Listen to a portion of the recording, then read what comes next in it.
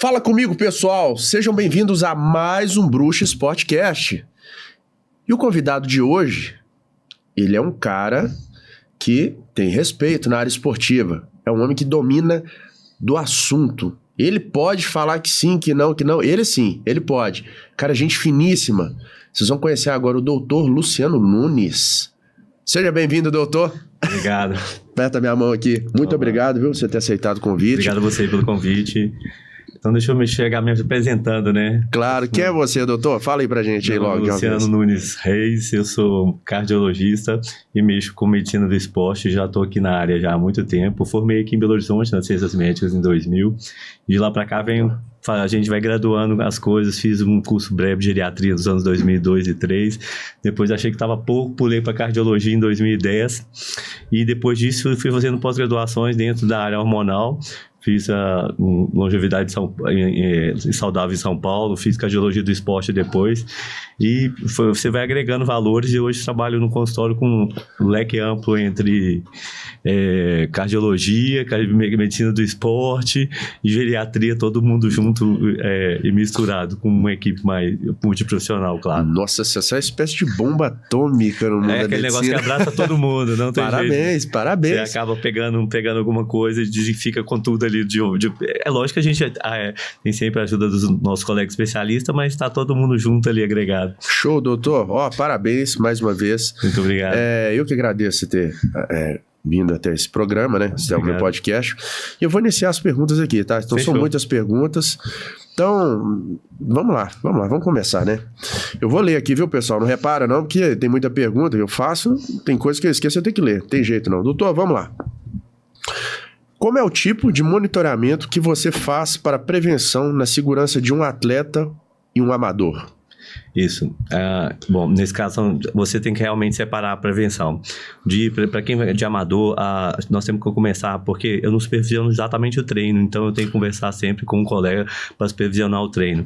Então, sempre do amador, você tem que pensar sempre de começar devagar, você tem que fazer um planejamento na qual a pessoa vá num gradual de intensidade e qualidade de exercício, que é diferente de alguém que já está com um profissional, que vai querer melhorar esse rendimento como profissional, e aí a intensidade e a carga é diferente. Então, para supervisionamento direto, eu não faço só diretamente, eu discuto diretamente com o educador físico, discuto com o nutricionista, claro, o que a gente pode fazer de estratégia para melhorar a performance, e eu supervisiono a parte de laboratório hormonal, ver a parte cardiológica, ver o paciente como um todo. Só te cortar, então, Pode. Vamos se dizer que você é o verdadeiro coach? Como se dizer assim? Eu vou falar que outro dia eu achei uma palavra melhor, tá? Fala aí pra mim, pode. Eu sou o CEO. Isso, tá certo, eu sou o CEO da equipe, entendeu? Tá certo. Você que monitora, vê o que tá certo, o que tá errado, o que pode ajudar. O que pode ajudar, o que não pode. A gente discute o que funciona melhor para um, o que funciona melhor para outro.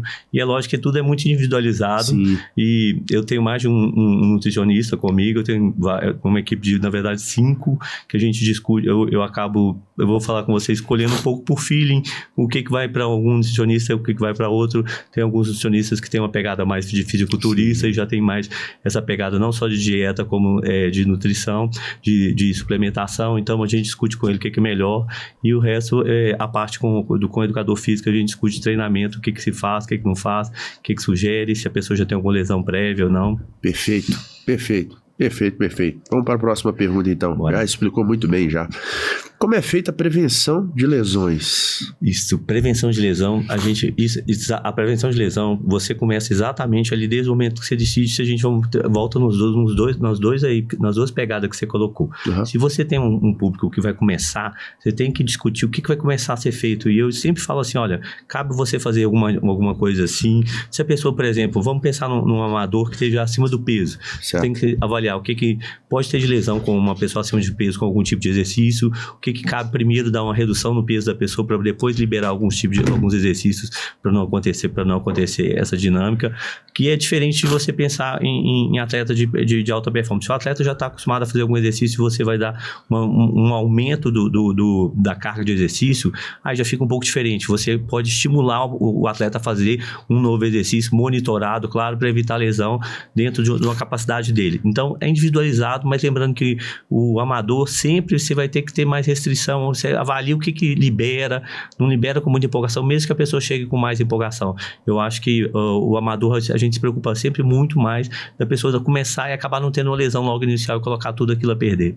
Ah, certo, legal. Eu acho que o amador, a gente sempre se preocupa. O atleta profissional, você tem que se prevenir, sim, porque às vezes ele vai numa empolgação de treino ou numa intensidade de carga de treino diária que acaba podendo ter uma lesão. Né?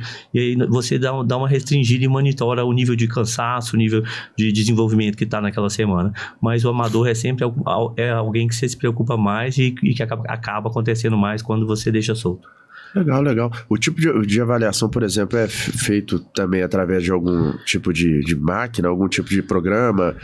A gente faz algum tipo de programa, a gente avalia a questão o mais prático, né? A gente só faz o mais prático, com lesão, discussão do programa, discussão de dor, discussão se a pessoa está tendo alguma dor, e se tiver, você avalia com algum exame em cima do tipo de, se a pessoa, é lógico, se a intensidade da dor for maior, você avalia com algum tipo de exame em cima daquilo que a pessoa está queixando.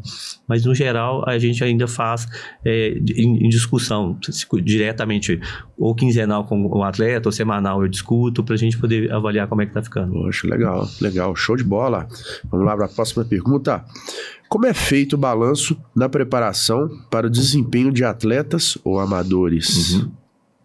Esse balanço você diz o balanço geral? Balanço geral. Um balanço geral. Isso. Um resumo, um básico. Básico. Esse balanço geral, se vamos compor ele então. Esse balanço geral passa-se por uma consulta comigo, passa-se por uma avaliação geral. A idade é importante para a gente definir que tipo de exame se faz, então...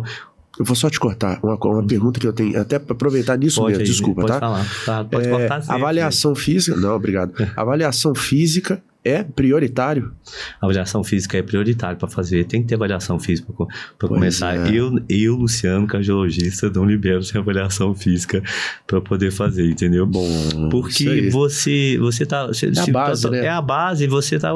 Eu vou falar, todos nós já ouvimos aí várias vezes de gente que acabou tendo algum problema, atleta mesmo de futebol, alguma coisa, de campo, tá sempre todo mundo... O paciente chega lá falando assim, doutor, e aquele atleta que passou mal jogando e tudo? Então, acho que a avaliação física é prioritária para se liberar, e eu falo sempre com o paciente, não, vamos primeiro fazer uma avaliação, depois eu te libero para o que dá para fazer e o que não dá para fazer. O paciente às vezes fica ansioso falando assim, já posso começar? Não tô sentindo nada e tal. Depende da idade, tá, João? Vamos ser bem sinceros, depende da idade. Claro. Uma coisa é uma pessoa de 20, 30, eu falo, comece, e a gente começa com alguma coisa leve, eu discuto com o educador físico que você vai fazer a ficha, até os exames ficarem prontos. A outra coisa é alguém de 40, 50 que tá querendo começar, que eu falo, não, primeiro eu avalio, primeiro a gente faz tudo, e esperar um pouquinho não vai fazer muita diferença agora não, já que você vai começar. Respeitar a hierarquia, né? Quem tem conhecimento, estudou para isso. Sim, e aí nesse plano se faz, voltando ao que você perguntou, se faz na parte cardiológica, ali na parte clínica cardiológica, na qual eu avalio um pacote geral entre exames não só laboratoriais, como de imagens o que se fazem necessários, vai para a parte do educador físico e vem com a parte do nutricionista, porque às vezes a pessoa está com a intenção de começar, eu fiz matrícula para ontem, igual eu vi ontem mesmo, então eu já estava querendo começar hoje. Sempre assim, né? Vou começar hoje. Então eu falo, aí dá para fazer um giro porque às vezes não vem no nutricionista no segundo momento depois de mim, vem no educador físico e depois vem no nutricionista para poder casar a coisa para caminhar junto. Ah, entendi. Mas no balanço é isso. Luciano com uma avaliação clínica cardiológica com exames necessários, um educador físico começa com uma avaliação e depois o nutricionista fecha. Certo. Outra pergunta que eu tenho para fazer para você. Então vamos supor que uma pessoa vai começar agora. Ela vai te procurar. Ela não tem nutricionista, ela não tem preparador físico. Você toma à frente disso também? Eu tomo à frente na indicação do colega que vai fazer, entendeu? Não sou eu que faço tudo, não. Entendeu? Eu faço a parte... Na parte nutricional eu já caminhei mais, ajudando mais quando a pessoa tinha pouca condição para fazê-lo. Então eu fazia uma orientação nutricional para poder fazer, para dar uma caminhada para ajudar. É uma organização que você faz em cima de um trabalho Junto com a equipe também. Junto com a equipe, certo. Porque funciona melhor. Porque senão, até eu brinco que até o tempo da consulta fica muito longo, caso eu vou fazer, avaliar tudo, vou discutir o protocolo, vou discutir o que é nutrição, vou discutir a dieta, não sai com menos de 2 horas de lá de dentro sentado. Muita coisa. Muita coisa para um dia só, tá? Nossa pra uma senhora. Consulta só. E ainda tem a parte do educador físico, ele ainda que eu discuto que vai fazer. O básico, dá para mim conversar a respeito sobre. O básico nós vamos falar assim, você vai fazer uma caminhada com que intensidade, você vai fazer uma bicicleta com que intensidade, mas para fazer uma musculação com uma qualidade, é lógico que eu delego o educador físico para fazer. Pô, show de bola. Doutor, como é a preparação de um atleta bem resumidamente, tá? Bem assim. Por exemplo, dei 3 exemplos aqui, mas vamos lá. Um lutador de MMA, um jogador de futebol, um nadador. Exato. Entendeu? Bem resumidamente. Bem resumidamente. Resumidamente é o tempo de preparo de cada modalidade. Você tem que entender que um lutador, a questão de treino e dieta são muito focados. Porque são exercícios de alta intensidade com gasto de carga energética ali, aquele vamos falar assim, o disparo é maior ali durante a prática do exercício. O de futebol também, ele tem momentos ali muito parado no campo, mas tem momentos de arranque, né? Dos sprints, e isso, aí você tem que fazer treinos para isso, entre musculação e treinos de sprint, e que é completamente diferente para quem vai fazer natação, apesar de ter natação de curta duração, de 100 metros, 50 metros, a maioria dos treinos são treinos no dia a dia, que a pessoa se faz de mais longa duração, então a dieta é diferente, o tempo de treino é diferente, o tempo de descanso é diferente, até para você trabalhar esses sprints de cada um. Resumidamente, está dentro da carga de dieta ligada à intensidade do treino e a modalidade do treino, se você vai colocar sprint ou não. Nossa senhora, hein? Ele é muito objetivo, é bom demais conversar com gente assim. Então vamos lá. Próxima é muita pergunta, né? É muita pergunta. Então vamos lá. Atividade aeróbica e musculação são válidos somente em horários diferentes ou posso intercalar de imediato a finalização da musculação? Boa pergunta, eu gosto muito, essa é muito, isso acontece todo dia lá no consultório. Bom, é o seguinte, olha, eu vou falar com você, o ideal, vamos combinar que o ideal, se você tem uma pessoa com um objetivo na qual é uma redução no percentual de gordura e ganho de massa magra, o ideal seria separar. O ideal seria a gente fazer um aeróbico e separar da musculação. Mas isso diz de 2 idas na academia. E às vezes a maioria das pessoas não tem isso. Luciano, não tem como voltar 2 vezes. Então vamos ser práticos, vamos colocar junto. Então aí eu coloco junto na maioria das vezes. O ideal seria 2 vezes, mas na maioria acaba fazendo junto. Ou trabalho, né? Por causa de trabalho, disponibilidade, rotina de voltar. Então as pessoas acabam fazendo musculação e acabam deixando a aeróbica às vezes para o fim de semana ou tira um dia só do aeróbico. E aí eu falo, hoje a gente tem que otimizar dentro do tempo que a pessoa tem. Porque senão você acaba... Tem o ideal e tem o que cabe, dá para a pessoa fazer. E tem o real, né? Vamos falar assim. E aí dentro do real, eu acho que fazer a musculação e pôr o aeróbico depois ainda tá valendo melhor do que não fazê-lo, entendeu? E aí depende do objetivo, como eu te falei. Como a maioria, que é uma melhora do condicionamento cardiorrespiratório, junto hoje em dia com redução de percentual de gordura, tá? Às vezes muito preocupado com a estética do corpo. Eu falo, caso o aeróbico nem que seja no final, já que não dá para às vezes voltar na academia, eu prefiro, eu acho que o aeróbico depois te ajuda, você reserva a carga de glicogênio maior para o exercício, para a musculação, que eu acho mais importante, depois termina de queimar o resto lá no aeróbico. Show de bola. É isso. Show de bola. E agora, uma pergunta que eu tenho para fazer para você, então. Então, durante esse intervalo, tem a musculação e tem o aeróbico em seguida. Você acha válido jogar whey protein, mesmo para a pessoa estiver no déficit calórico? Ou... eu não acho muito válido, não. É possível, tá? pela quantidade, pelo intervalo de tempo. Se fosse fazer, eu falaria que era melhor, depende do tempo que vai fazer o cardio. Vamos supor, vamos supor que a pessoa vai lá fazer 30 minutos de cardio. Aí uns 30 minutos de cardio e ela já fez ali uma hora de intensidade de musculação razoável. Eu falaria que você colocasse um carbo, porque o objetivo, se a gente está voltando ao objetivo, se o objetivo é redução do percentual de gordura, se é melhor você colocar um carbo de absorção rápida, porque ele acelera a queima. O carbo dá a primeira combustão para aquela gordura queimar, e aí te ajudaria mais, talvez, do que o whey protein nesse sentido. O whey, no caso, ela não seguraria a massa magra, não? Ali nós não seguraria você, mas aí nós estamos considerando num paciente, você está considerando um paciente que ele já está com um percentual mais alto e a massa magra ele vai vir ganhando progressivo. Se você está pensando num paciente já magro, que vai fazer esse aeróbico depois, aí talvez o whey pode até ajudar para ele não queimar essa massa magra como fonte de energia. Mas se esse paciente acaba que se você tem um paciente com baixa carga de percentual de gordura, e nós estamos colocando um paciente que vai fazer uma intensidade aeróbica depois da musculação, você tem que discutir se vale a pena ficar esse aeróbico se um paciente tem uma baixa percentual de gordura ali, porque senão ele sim consome, ele usa energia da massa magra que ele está construindo ali. Aí você tem que discutir se não cabe melhor separar esse aeróbico ou realmente deixar ele só para 2 ou 3 vezes a semana e dar intensidade maior na carga. Então depende do objetivo e daquele perfil biofísico que o paciente tem. Show de bola, perfeito. Show de bola. Bom, vamos lá. O que você recomenda?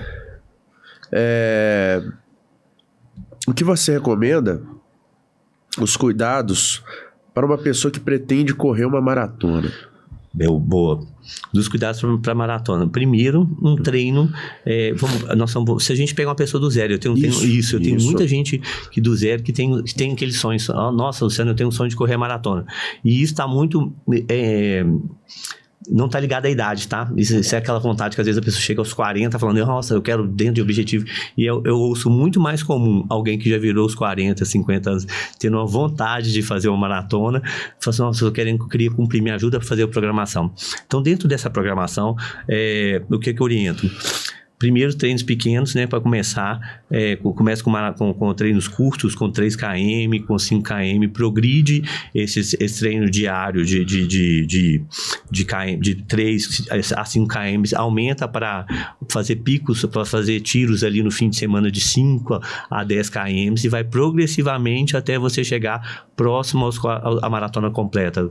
A meia maratona ali na metade dos 20, mas eu falo, primeiro faz a meia maratona, depois tenta a maratona total. Se você vai começar do zero. É importante a pessoa ter disciplina, descanso, dieta, não tem como não treinar ali no mínimo 3 a 4 vezes por semana. Uma intensidade maior, se posso correr todo dia, você vai acabar tendo lesão, não é possível. Eu acho que a pessoa tem que respeitar o corpo. Trabalhar a musculação não é importante, mas não é o foco principal do corredor. Então, mas é importante trabalhar o reforço muscular alguns dias da semana, uma dieta regular para poder você dar conta da intensidade do treino quando chegar o dia da maratona. Então, minha sugestão é progressivo, você faz progressivos treinos de pequenos de corrida, aumenta progressivamente, porque eu acho que tem que ser um projeto entre 6 meses a 1 ano. Eu acho que 6 meses para um amador é pouco ainda. Isso que eu te perguntar. Eu acho que 6 meses para um amador depende do perfil biofísico dele, isso é muito importante dizer, mas a maioria das vezes eu falo que faz uma meia maratona com 6 meses e lá para dezembro você se programa para fazer a maratona toda, e sempre com muito cuidado, que eu falo que respeitar o limite do corpo, respeitar o limite de dor, respeitar o descanso, para não haver nenhuma lesão e acabar o projeto ano indo embora. Gente, aproveita que essa aula que vocês estão tendo aqui, isso aqui é muito caro, viu? Isso aqui você tinha que pagar muito caro, tá bom? Então é só aqui que vocês vão ver isso, tá bom? Show de bola, doutor. Você aconselha o uso de termogênicos? Essa pergunta é muito boa também. Você aconselha o uso de termogênicos para treino de esporte de longa distância? Boa pergunta. Para longa distância eu não aconselho não. O termogênico vai te acelerar o metabolismo muito rápido e é como se você tivesse um tiro de combustão rápido ali no organismo para uma intensidade de treino. Se você vai fazer treinos, e aí eu tenho, por exemplo, pessoas que curtam bicicleta no fim de semana. Aí eu faço 40 km, eu faço 60 km de bicicleta. Se a gente fosse usar, a maioria dos termogênicos que eu sugeriria usar seria para fazer treinos curtos de musculação e tudo. Mas é possível você usar alguma coisa, vamos colocar aí, Jean, uma cafeína, é possível você usar uma coisa mais leve, só para um despertar ali no começo do treino. Dá o start ali, né? Dá o start. Agora, para você pensar num treino de longa duração, por exemplo, igual como eu falei com você, ou de bicicleta, ou de 10 km de corrida. Porque essa pergunta eu te fiz aqui, desculpa, tá te cortando. Porque tem gente que enfia a cara no pré-treino e vai correr, vai pegar uma distância até de bicicleta daqui para Lagoa Santa, dar a volta 3 voltas na Lagoa da Pampulha. Então, por que você acaba deixando o organismo muito acostumado com a necessidade do pré-treino para se fazer? Você acaba ficando muito acomodado de que aquele rendimento depende daquele pré-treino e não depende do descanso e da dieta que você fez previamente. Você pode, como eu falei, começar um start com algum termogênico de baixa dose, mas se você dá um tirão de termogênico, tem gente que faz, não vou mentir não. Tem gente que acaba dando um tirão de termogênico, mas eu fico olhando muito mais pelo fato da pessoa não ter descansado na noite anterior, não ter feito uma boa dieta no dia anterior e aí quer fazer uma coisa de fim de semana que fica parecendo muito amador e aí dá um tirão de pré-treino. Por quê? Porque você tem que considerar que eu vou fazer 40, 50 km ali de exercício, não é só para emagrecer aquele treino ali. Eu vou fazer, eu tomo um termogênico que eu fico mais magro. Não, é o conjunto da semana toda entre dieta e treino que façam que você vai manter esse percentual de gordura. Exatamente. E não tacar um termogênico em 40 km de bicicleta, porque não é ele que vai fazer a diferença no total. Exatamente. Mas então, eu particularmente não aconselho não. Se for começar no start, que comece com uma cafeína, um trem bem simplesinho, um termogênico mais simples do que algum tirão de termogênico para um treino longo. Boa, guru. Boa. Isso aí. O hipertenso, ele pode fazer esporte de alto rendimento? Pode. O hipertenso pode fazer esporte de alto rendimento.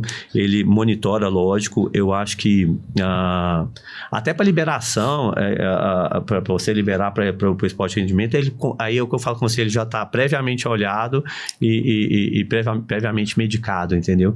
Eu acredito que o esporte de rendimento, na verdade, tende mais a estabilizar a pressão do que alterar ela, entendeu? Eu acho que o organismo se adapta mais do que... Eu vejo muito mais gente adaptada ao organismo, sem problemas com pressão, fazendo esporte de alto rendimento, do que o contrário, do que os que estão começando e tudo. Então, não tem nenhuma contraindicação, não. Tem que fazer.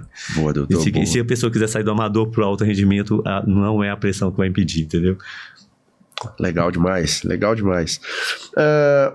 O hipertenso pode ser um atleta de fisiculturismo?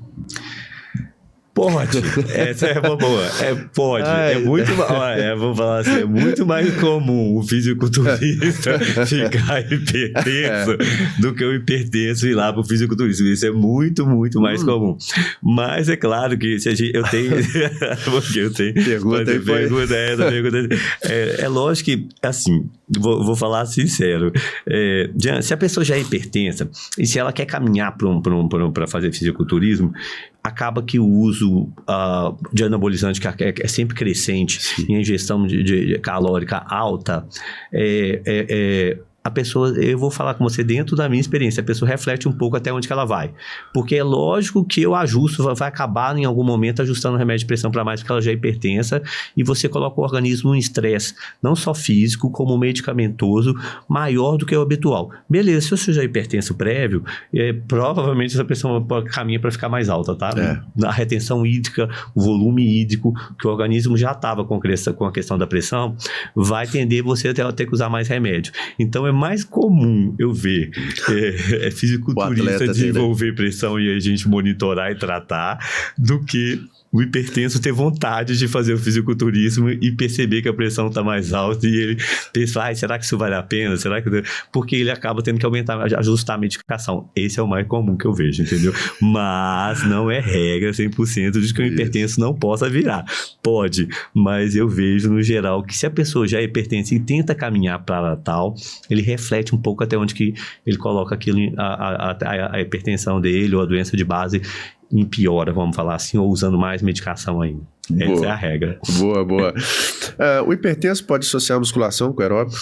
Deve, pelo amor de Deus, o hipertenso deve associar a musculação com o aeróbico. Eu falo com todo paciente, a única forma de você reservar, a única forma de você ter uma qualidade de vida no futuro é com massa magra. E essa massa magra não tem como ser estimulada através de musculação. Então, você tem que estimular a massa magra sempre.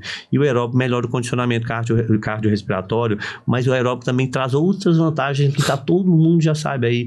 Melhora o humor, melhora a endorfina, melhora a ansiedade leve. Então eu falo que o hipertenso deve fazer cardio aeróbico sempre. Essa é manual prescrito assim, carimbado. Se falar, eu brinco, se for prescrever só uma coisa, atividade física, aeróbico e musculação, carimbo e vai. Poxa. Se fosse que prescrever só alguma coisa, era só isso. Só isso é o básico? Esse é o básico, não. Tu falou disso, é isso mesmo. Quais os cuidados, as perguntas estão sendo muito rápidas aqui, né? Quais os cuidados que o diabético deve tomar com esportes de alto rendimento?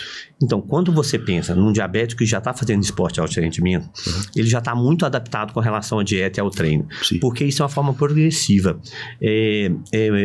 Então, esse cara, quando ele já chega a fazer um esporte de alto rendimento, ele já sabe exatamente o tempo de meia-vida das insulinas que ele usa, se necessário, o tanto de carbo que ele come para ele fazer aquele tipo de exercício. Então, isso é um progressivo. Não sai assim da noite para o dia, você passa a fazer.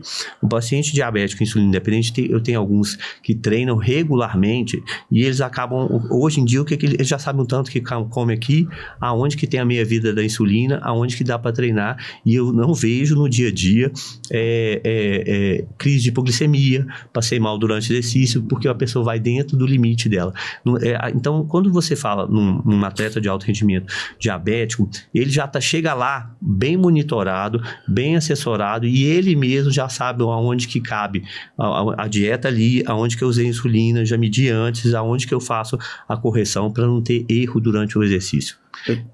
Pode falar, desculpa. Pode falar. Então, assim, não é um paciente que me causa muita preocupação com relação ao exercício, porque ele já chega trabalhado, não só na cabeça o tanto da dieta, o que tem que ser feito, como na correção da doença com a medicação, quando é necessário, para poder praticar e não ter grandes problemas. Legal. Eu não vejo no dia a dia, são poucos, mas eu não vejo no dia a dia problemas com eles, porque eles já sabem, e quando acontece de uma sudoresezinha, já sei onde errei, devia ter comido melhor aqui, devia ter feito um negócio aqui, eles já sabem onde que está o fio da meada do erro, caso aconteça durante o exercício. Porque também o horário da insulina, o horário de tomar muda também, né? Você muda de acordo com o treino, né? Mas muda de acordo com o treino, você pode, o certo é se adaptar o treino mais próximo aos horários do uso para você poder ter o melhor funcionamento ali da questão da insulina glicose. Mas quando você fala num atleta de alto rendimento, ele, como eu falei com você, ele já chega muito preparado para poder fazer. Muito já chega trabalhado a cabeça e já sabe onde que pode errar. Os que, como eu te falei, que ocorre, eles já falam, doutor, eu já sei onde que podia ter melhorado, podia ter feito isso, aquilo. Legal, hein? Sim. Legal demais. Bom, vamos lá. É necessário uma pessoa usar um relógio para marcação de gasto calórico e monitor cardíaco durante o exercício? Não, assim... Essa pergunta sabe por quê? Porque se não... eu vou falar que não, sabe por quê, Jean? Porque senão as pessoas ficam arrumando mais alguma coisa para poder a coisa caminhar, entendeu? Então, eu estaria melhor, essa é a frase. Doutor, e essa frase acontece, se eu tivesse um relógio que monitora o gasto calórico, você não acha melhor para... Não, o melhor começar a fazer e depois, se necessário. Isso. Se a gente for pensar no melhor rendimento do exercício, aquela pessoa está dedicada para isso, ou dedicada para, até como nós conversamos, dedicada para fazer uma corrida, para fazer uma meia maratona, uma maratona completa, aí beleza, o relógio ajudaria sim, tá? Até para monitorar diariamente ou ali de perto a cada dia de exercício e você ajustar alguma coisa. Mas eu não falo que ele é necessário para todo mundo, senão a pessoa começa a ter desculpas para poder começar. Não, para começar eu vou comprar o relógio primeiro para poder... Eu não estou fazendo melhor que se eu tivesse o relógio para fazer. E aí eu falo, não é por aí. Porque eu acho, é interessante, é uma ferramenta a mais, já, é uma ferramenta a mais. Mas eu não falo nela se ela, para a pessoa começar porque senão a pessoa acha que aquilo é pré-requisito. Não, sine qua non. Se eu não tiver isso, não tá dando certo, porque se eu tivesse um relógio, eu tava mais estimulado, sabe? Não é por aí. Eu acho que a pessoa tem que começar, independente de relógio ou não. O relógio pode ajudar, mas vamos falar, eu vou falar com você, 80% talvez esteja ali entre o básico e o intermediário. Esses 80% talvez não precise. Alguém que quer sair do intermediário para um avançado, vamos falar assim, para fazer com mais, ou mesmo fazer para si metas mais avançadas de treino, como nós conversamos, aí talvez o relógio soma assim, tá? Agora, no dia a dia, no básico, feijão com arroz, que é a maioria, não precisa não, gente. Para de gracinha, vai lá fazer seu treino e vai fazer seu aeróbico. Agora, uma dúvida que eu tenho, vou aproveitar esse gancho. Por exemplo, um atleta, um maratonista, ou um fisiculturista também, né? Tô colocando esses dois. Durante a atividade física, o batimento cardíaco leva muito. Então vamos só, se ele tá com monitor cardíaco, se ele olha assim, nossa, meu coração, o maratonista tá lá na prova, nossa, meu coração tá ainda 200. Por isso que eu tô falando, se aí ele tem por que acontece? Porque, deixa eu só te cortar, porque, por exemplo, ele tá numa prova e tá lá, tá em primeiro lugar, na hora que ele olha que tá dizendo, não, vou ter que reduzir, se eu reduzir o cara vai me passar aqui. Sim. E aí? Mas aí você acha que é válido? É essa dúvida que eu tenho. Então tá. Aí é isso que eu tô te falando. Se nós estamos pensando em alguém que vai fazer um esporte com mais intensidade, vai sair do amador ali da academia com aeróbico, vale a pena sim para você monitorar no dia a dia. E aí eu falo para você uma dúvida sua. Esse cara que treinou e chegou lá para fazer essa maratona, é muito difícil, Jean, ele chegar no 200 lá, entendeu? Porque para 200 ali ele tem que desenvolver... Ou ele tá passando mal, ou ele tá fazendo uma hipoglicemia. Uma arritmia eu acho difícil, porque ele já foi avaliado antes. E na verdade é porque ele tem que realmente reduzir a intensidade para diminuir a frequência cardíaca dele.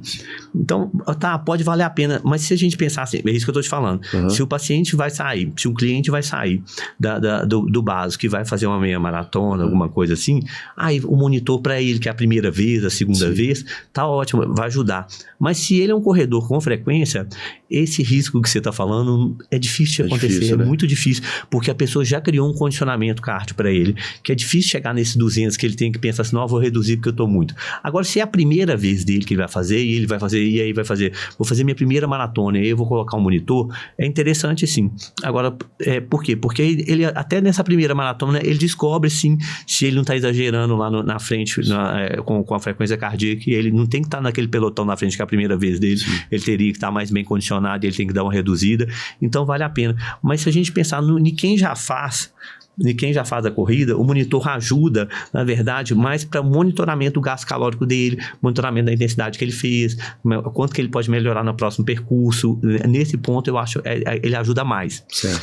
Mas o risco dele estar lá, esse primeiro lugar de estar 200 e vou ter que reduzir para deixar os outros passar, é só para quem está começando. Só para quem foi a primeira, a segunda vez e ainda não foi condicionado. Porque o coração do atleta acaba condicionado cada vez mais a uma frequência menor para tolerar mais intensidade do exercício. Eles estão sempre mais bradicárdicos do que taquicárdicos, vamos falar. A frequência cardíaca está sempre mais baixa do que mais alta. Isso é na grande maioria das pessoas. Show de bola, show de bola.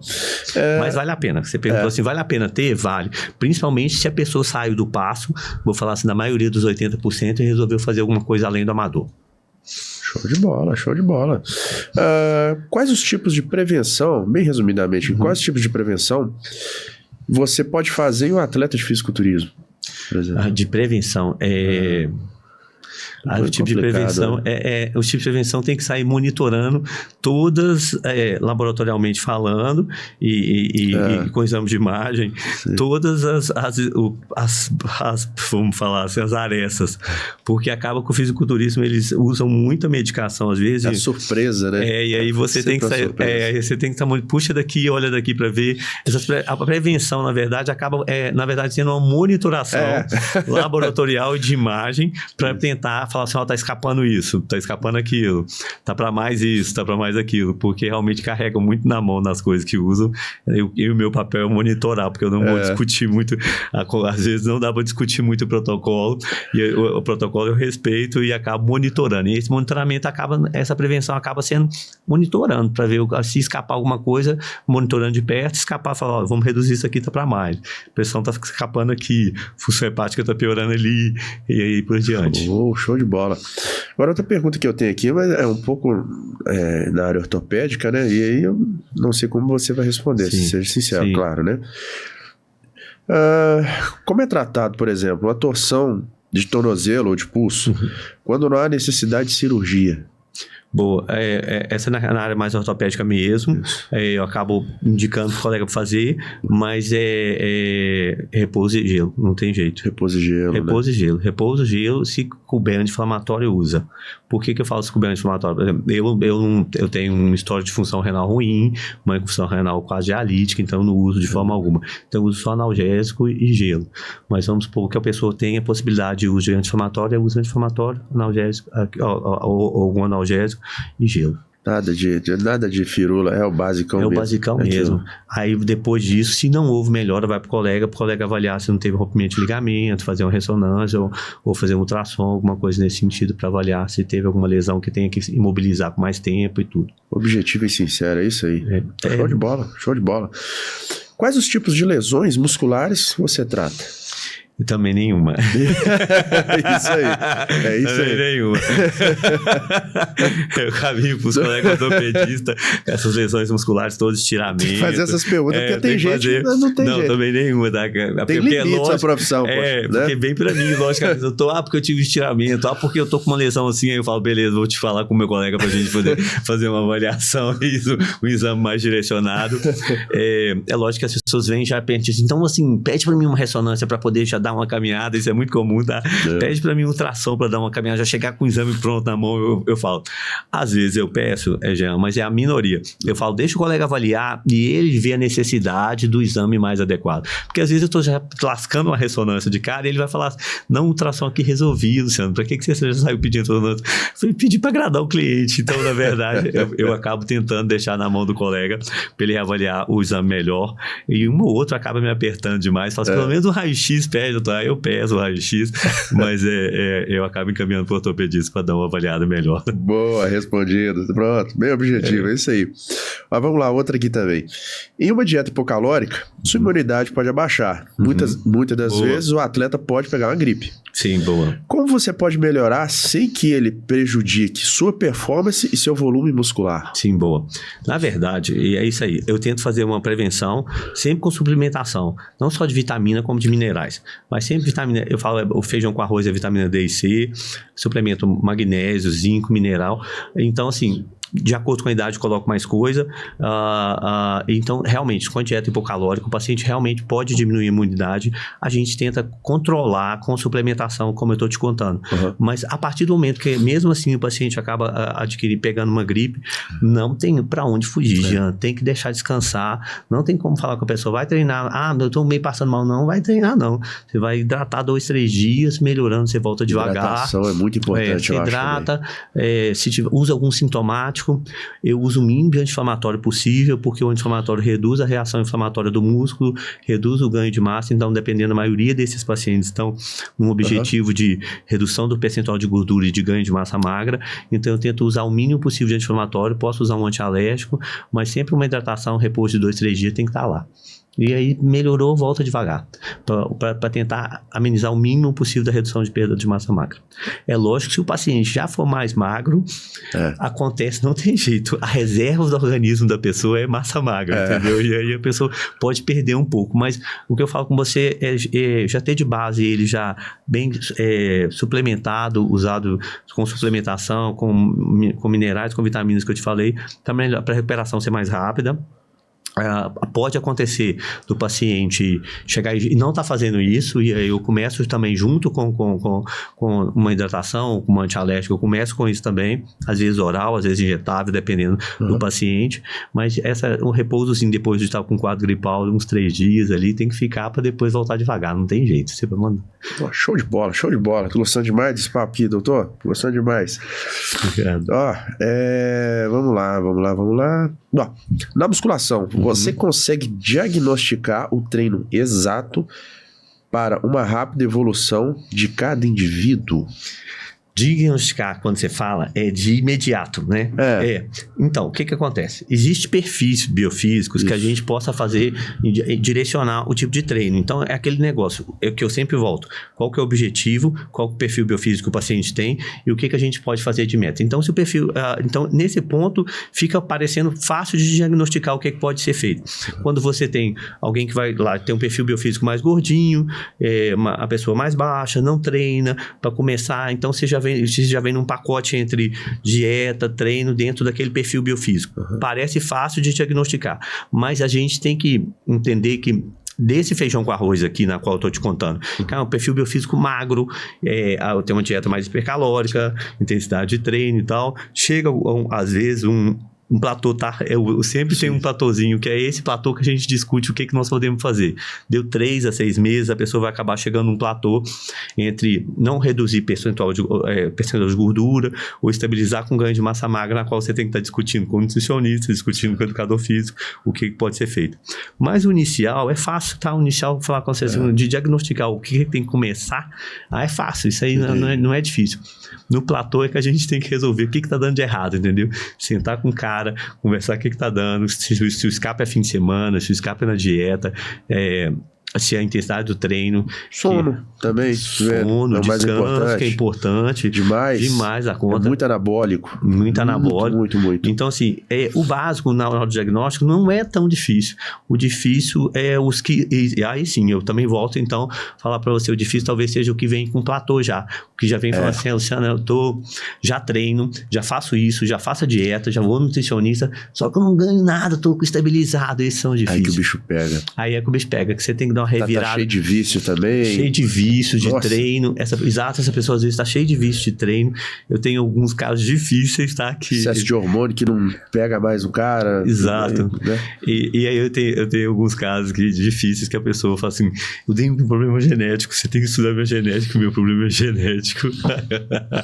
Aí eu falo, tudo bem que você pode... Por isso que eu fiz essa pergunta aqui, exatamente para esse tipo de gente pensa dessa forma. Aí se a pessoa já vem dentro desse platô, esses são os mais difíceis de diagnosticar, porque eles querem, na verdade, eu brinco que eles querem um diagnóstico mais do que especial. Eu quero ter alguma coisa, porque eu não cresci, olha, por que eu tô parado? Eu pensei que você gostaria de ter alguma coisa, mas sempre é possível melhorar o que você já veio, exatamente pelo que você está falando, não só de vícios alimentares, como às vezes de vício de exercícios, mas de sono, mas é possível melhorar. Então, assim, os platôs ali a gente tem que dar uma estudada no caso e ver aonde que está o erro.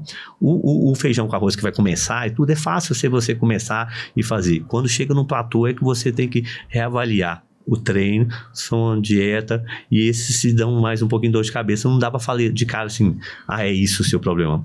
Porque às vezes é vários, tá? Às vezes é mais do que de um, como você tá falando. É sono, o treino que ele faz, não faz monitorado às vezes com o educador físico constantemente, ele faz e acaba voltando recorrentemente aos erros. Excesso de treino demais. Excesso de treino também é um deles. Engloba muita coisa. Eu acho mais faz pouco do que excesso, tá? Eu vejo. Eu acho que eu vou falar a verdade, eu vejo muito mais do que eu vou brincar, porque é um treino, é uma matemática, eu vou abrir uma abertura aqui já, que é uma matemática que eu brinquei outro dia, eu vi com os colegas de São Paulo falando e eu propago. Olha, eu falo com a pessoa, treinar 3 vezes por semana, vou fazer uma matemática bem simples, não dá, 3 vezes na semana dá 12 dias do mês treinado e 18 descansado. Sério mesmo que você quer ter algum rendimento treinando 12 dias e descansando 18? Só isso na cabeça, eu não consigo entender, sinceramente. Aí eu falo, então você nem conversa comigo. 2 é 8 treinado e 22 descansado. Então eu falo só, falo com todo você, a matemática é bem simples. assim, no mínimo é 4, já deu 16, descansa 14, para pra pensar. E aí você quer alguma coisa além do que você tá aí hoje, tá num platô, vamos falar. Então, não tem jeito, galera. Se vocês querem mudar realmente, tem que começar no mínimo com 4 e caminhar aí para 5 vezes na semana a 6. É isso, não tem jeito. E quando a pessoa procura um preparador físico, eu falo aqui, eu queria só 2 vezes na semana, tá bom? 1 vez na semana. Eu sou preparador físico. Sim. A pessoa procura fazer personal 1 vez ou 2 vezes na semana, eu fico olhando pra cara da pessoa, eu falei aqui, infelizmente eu vou passar pro próximo, que a questão não é dinheiro, não é financeiro, eu olho questão de resultado. 3 vezes ainda é o mínimo do mínimo. 3 vezes é o mínimo. É o mínimo do mínimo. Pra você prometer pra mim, vai vir mais uma vez. 2 vezes, não, gente, não é nem questão de dinheiro, é resultado. Aí, tá vendo? Ainda bem que... Não vou falar mal dos outros meus colegas, porque eu acho que tem lugar pra todo mundo no mercado. É igual aquele... um grupo que faz...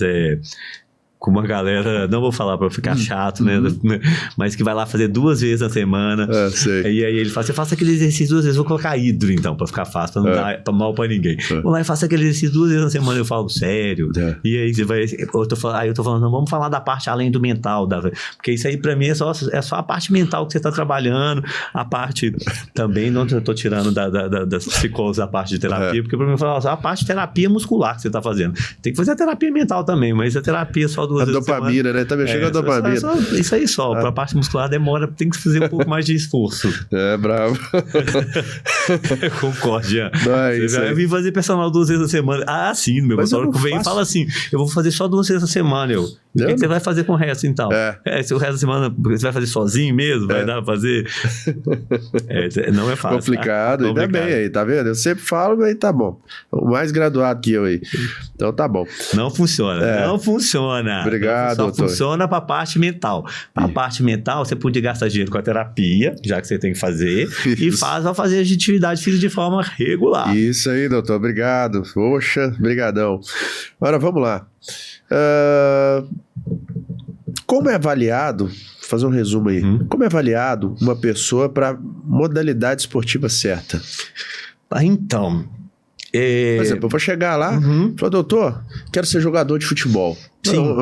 Vamos lá, tô na casa dos 10, 12 anos de idade, quero ser jogador de futebol. Isso tem muita, aí você vira pra mim e você faz o teste, eu não sei como você vai fazer, por exemplo. Não, mas você vai ser melhor pra natação. Então na verdade, eu sozinho não fecho não. Certo. Tá? Eu faço a avaliação liberando pra fazer. E aí eu deixo pro cara que vai treinar pra poder decidir junto comigo. Eu, Luciano, sozinho, falo, não é você pra isso. Certo. Eu não falo, por quê? Porque escapa do meu escopo de acompanhamento, de exercício, de treino pra pessoa. Então, na verdade, eu deixo pro treinador, pro educador físico que vai fazer e fechar junto comigo. Luciano, a avaliação física da pessoa não tem nada, a minha parte clínica, cardiológica ali, ortopédica, que ele foi olhado e tá tudo ok, mas eu deixo pro educador físico fechar. Não sou eu que faço exatamente, não. É lógico que eu tenho em mente já programado algumas coisas que você fala assim, não vai dar certo. É lógico. Mas eu não sou o que tira a esperança da pessoa quando vai me ver, tá? Quando vai me ver, eu falo, não, vamos lá, se vai dar certo. Porque outras pessoas deram certo. Hoje em dia a gente brinca, né? No vôlei tem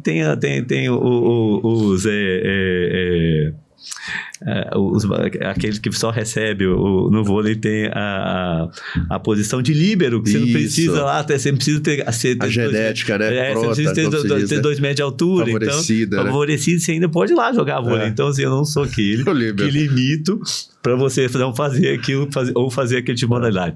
Eu faço a minha liberação falando assim, tá tudo ok. É lógico que eu tenho um perfil mental ali, mas eu sei, talvez não vai dar certo por aquilo, mas quem fecha é o treinador. Boa, show de bola. Agora vamos lá, próxima pergunta. Também que é bate-bola rapidão. Pessoas com artrite ou artrose, qual o tipo de tratamento mais adequado para a evolução da melhoria? Sim, olha, eu tenho paciente com artrose que corre maratona, tá? Bato palma para ela. Tem paciente com artrite leve também que faz exercício regularmente. Então, para diminuir, e eu tenho pacientes, logicamente, que a artrite e a artrose evoluíram o suficiente, que são grandes limitadores de mobilidade do paciente. Então, o que eu digo? Para você não chegar nesse ponto na qual essas doenças, tanto a artrite como a artrose, te atuem no ponto de te deixar com imobilidade, tem que fazer uma atividade física, e essa atividade física passa por reforço muscular. Às vezes não só na academia, ou às vezes não só aí escapa também. Eu acho que a gente tem que trazer mais profissionais para trabalhar com uma fisioterapia para reforço muscular específico. O educador físico às vezes tem experiência para isso, ele trabalha o reforço muscular para isso. Então, para diminuir o impacto ali e alguns exercícios sobrecarregam o impacto sobre aquelas lesões que a pessoa tem previamente, não tem outra forma de trabalhar todo dia um reforço muscular para diminuir a sobrecarga daquelas articulações doentes. Então, a minha sugestão é que faça, e esse tipo de paciente precisa fazer muito mais do que 2 vezes a semana, tá? 3 vezes a semana. Tem que sair no mínimo 4 a 5 vezes a semana, exercícios que intercalam melhora do reforço muscular com outros exercícios globais, que assim diminuem o impacto da doença ao longo do tempo. Tá? E eu tenho pacientes que são super disciplinados, e eu tiro o chapéu que corre maratona. Eu tenho uma maratonista com artrose de joelho, e ela consegue fazer, porque ela faz um reforço muscular muito bem feito. Tá no joelho ainda? No joelho, tá? Tem artrose no joelho, e já teve problemas maiores, e hoje ela consegue trabalhar e estabilizou a doença. Pô. Então, assim, é claro que é individual, tem artrites que são progressivas, mas a forma de você diminuir a mobilidade e a dificuldade de lidar com a doença no futuro tem que passar por atividade física. Não é só medicação, não é só indo lá fazer os exames, não é só tomando os remédios. Tem que ter atividade física para você não pagar com falta de mobilidade no futuro. Sensacional. Doutor, a fibromialgia consegue ser resolvida só com atividade física? Essa é uma pergunta boa, tá? Que a fibromialgia, eu particularmente acho complexo, porque ela tá muito ligada à parte emocional da pessoa junto. Então, a fibromialgia, a atividade física pode ajudar, mas em muitos casos, se a terapia não tiver junto aqui, tá? Com medicação junto com isso, não vai caminhar. Então, eu vejo a fibromialgia mais complexa do que só a atividade física. Eu posso indicar a atividade física, mas a fibromialgia precisa de um psicólogo, um bom terapeuta para ajudar a pessoa a trabalhar com sintomas de dor crônica e gatilhos que desencadeiam aqueles sintomas de dor crônica na pessoa. Porque às vezes tem muito gatilho emocional, entendeu? E aí a fibromialgia, eu acho que sim, a atividade física pode ajudar, mas só atividade física sem terapia para ajudar, e às vezes sem medicação, não resolve. Porque tem muito gatilho emocional. Boa, interessante isso aí. Tem que ter psicólogo, ali tem que ter um psicólogo junto. Olha que legal. Porque é mais complexo só do que só a dor. Olha que interessante, interessantíssimo isso aí. Vamos lá, próximo. A tendinite pode ser resolvida só com medicamentos? Pode, tá? Pode, com medicamento e tratamento local, pode, e fisioterapia, pode sim, pode ter boa resposta. Não quer dizer que não possa ter, não.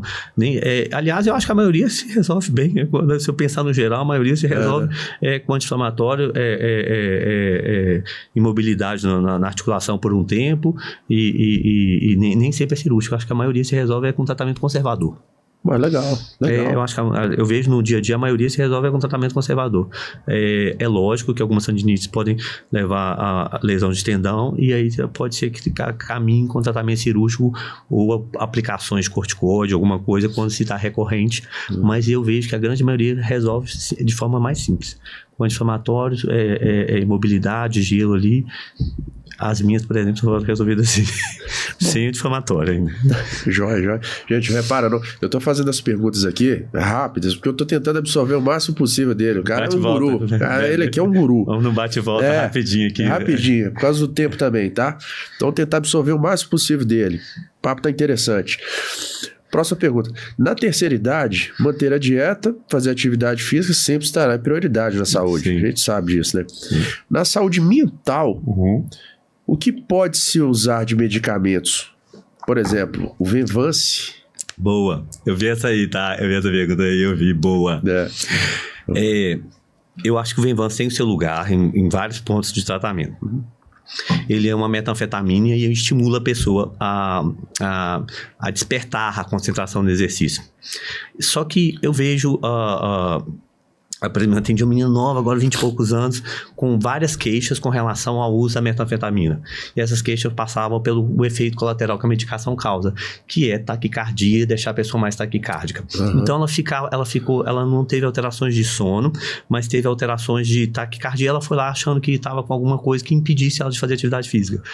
E realmente, durante os exercícios que a gente fez, ela estava... vamos falar assim, acelerando muito rápido o coração, estava ficando muito acelerado, com muita rapidez.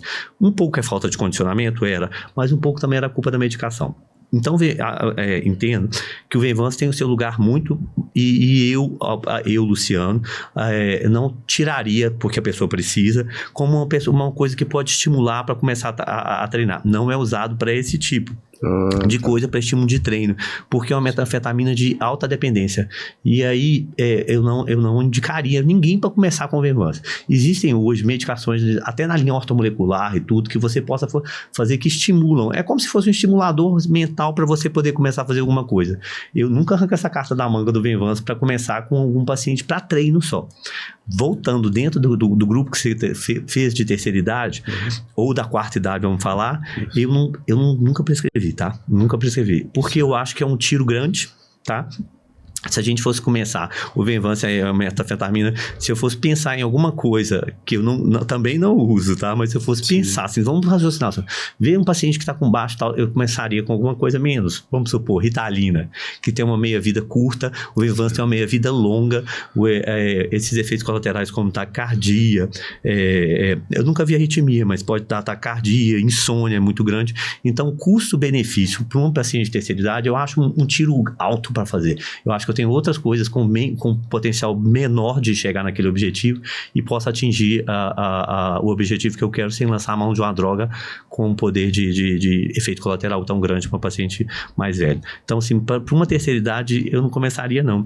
Eu discutiria, sabe? Porque se você pensar, hoje a principal indicação ali é de TDAH, que é o que mais as pessoas têm mais usado. Isso. Eu vejo difícil numa terceira idade, eu vejo mais sintomas mais de baixa de hormônio, depressão, desinteresse, do que TDAH numa terceira idade. Então eu não começaria com Venvance, não. Se eu tivesse começado com alguma metanfetamina, como eu falei com você, com Ritalina, mas se você já começou com alguém, nunca comecei, tá? Porque eu estimulo de outras formas, e eu acho que tem outras formas da gente fazer que alguém na terceira idade te estimule a se fazer exercício sem ter que lançar a mão do cartão do Venvance, que eu acho uma carta alta. Boa. Nossa, show de bola essa explicação.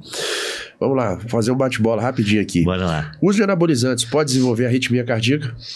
Eu vejo muito pouco, tá? Eu vejo muito, para falar sinceramente, eu só vi, assim, você vai falar assim, usou anabolizante, teve arritmia? Não. Teve taquicardia, como assim, não é bem arritmia. Se você considerar a taquicardia como arritmia, a arritmia seria uma descompensação, uma falta de ritmo no batimento cardíaco. E a taquicardia seria só uma aceleração. Então eu vejo mais taquicardia, como às vezes até ligada a pânico, alguma coisa assim, hipertensão. Então não vejo anabolizante desenvolvendo arritmia, a não ser que o paciente já nem foi diagnosticado, mas no meu caso não acontece. Mas vamos supor que ele usou e desenvolveu uma cardiopatia e ele está lá sem fazer esse diagnóstico dessa hipertrofia cardíaca. Aí ele poderia já chegar com uma arritmia num pronto-socorro assim. Mas no dia a dia, eu não vejo, não. Se o paciente é bem monitorado, eu não vejo isso acontecer. Eu posso ver uma pressão mais alta, eu posso ver uma pessoa um pouco mais taquicárdica, mas a arritmia mesmo eu nunca vi. Boa.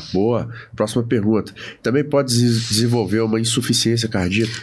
Isso. Anabolizantes muito sintéticos, na linha, vou falar dos dois piores, que eu acho que é trembolona e hemogenin, os mais sintéticos, eles podem desenvolver uma disfunção na parte cardíaca a longo prazo. Eu vejo pessoas falando assim, eu usei 1 mês de trembolona, 2 meses de trembolona. Com a viscosidade do sangue? Você está falando por causa disso? Ele modifica. Tem muitos receptores cardíacos por causa dele. A viscosidade do sangue é um dos efeitos colaterais. Mas tem receptores cardíacos dele e acabam, nessa hipertrofia, acaba gerando uma hipertrofia cardíaca por causa dos receptores cardíacos que tem na droga. Mas isso não é a curto prazo. Eu nunca vi ninguém que usou. Agora, a longo prazo, raros casos eu vi, tá? Por quê? Porque ninguém usa 2 anos de trembolona. Ninguém usa 2 anos de gemur. Período curto. Né? Tem, tá? Mas não são os meus porque eu xingo. Não deixo passar, não. Mas, então, pode desenvolver insuficiência cardíaca, sim.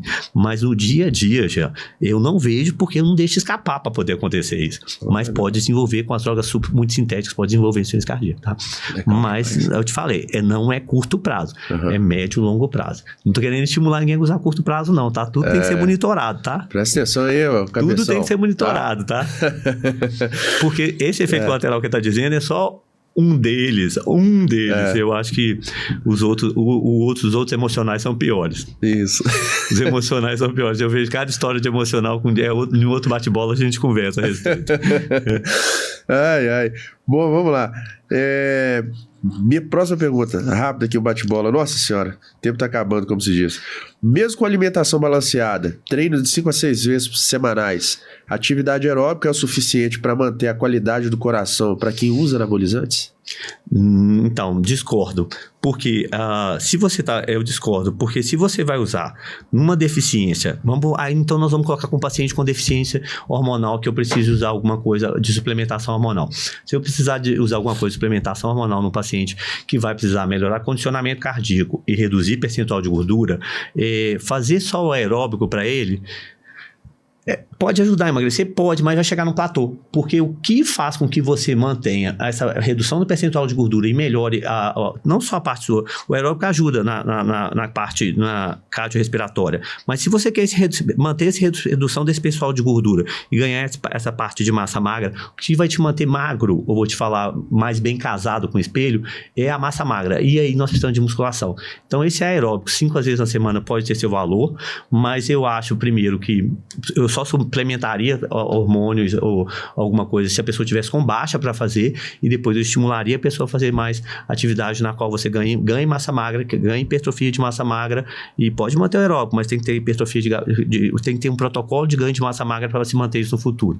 Então, voltando à pergunta, se usar o aeróbico só usar o anabolizante ou uma suplementação hormonal só para o aeróbico, sem musculação, eu vejo pode ser usado por um período e depois tem que mudar a estratégia. Ah, legal. Porque a longo prazo, você chega num platô na qual a pessoa emagrece, não desenvolve a massa magra que ela não faz hipertrofia, e aí eu não vejo para que você está suplementando tanto. Tem que ter um motivo para aquilo, para você suplementar. Você pode suplementar porque está com deficiência. Aí nós estamos falando lá num paciente mais velho, que está com deficiência e tal. Então, assim, para um estímulo, alguma coisa, eu não uso, tá? Porque eu acho que para emagrecer, primeiro, eu tenho os amigos, a turma de São Paulo fala, para você ter direito a usar um anabolizante, você tem que reduzir o percentual de gordura primeiro. Você tem que ter um ritmo de treino e tudo. Então, se você está pensando que essa pessoa está num ritmo de treino aeróbico para melhorar a parte cardiovascular, será que cabe anabolizante ali mesmo? Será que precisa? Então, assim, só se ela tiver deficiente. Aí eu ajudaria com essa deficiência. Caso contrário, ela começa, faz a parte cardiorrespiratória com aeróbico, não precisa desse anabolizante ali não, depois desse anabolizante pode te ajudar numa hipertrofia muscular, vamos falar assim. Entendi, perfeito. Quais os piores anabolizantes que mais alteram as funções do coração? Exato, são os mais sintéticos. São essa linha dos mais sintéticos. Que aí eu já citei Trembo, já citei Hemogenin, Bodenona. A gente tem, como eu falei com você, às vezes o feijão com arroz da galera, muitas vezes, o feijão com arroz, eu falo da maioria, não coloca a mão nessa linha. A linha dos fisiculturistas, eles não abrem mão, não colocam a mão, entendeu? Então, no básico, eles são os mais cardiotóxicos. Legal. Mas são mais hepatotóxicos que cardiotóxicos. Porque a curto prazo, eles são hepatotóxicos e pode alguns nefrotóxicos. Mas a maioria é hepatotóxico. Estanozolol, o próprio Hemogenin. Então, eles estão muito mais na linha de eu monitorar a parte hepática e eles são muito mais hepatotóxicos e olhar a função renal do que o cardiológico, que demora mais a aparecer uma cardiotoxicidade. Eu falo que bem antes da cardiotoxicidade já apareceu alterações na função hepática e renal. A verdade é essa.